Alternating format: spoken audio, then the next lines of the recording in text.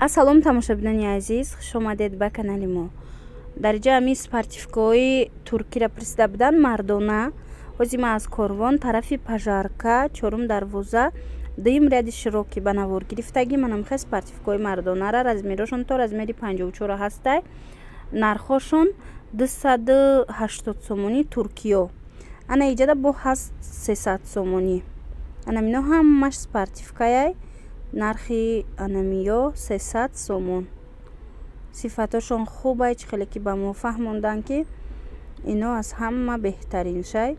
Ҳозир бо азана инош ҳаст. Ина дидед, ишам гуфтан Туркияй. Супрайму дигар фирмаҳо и 300 сомон як ами спортивка ҳамроҳи брукшай. Ҳамашон ҳамроҳи брукан. Шаби бо чӣ хел ғафз вай дора. Мех дора, пад намеброранд.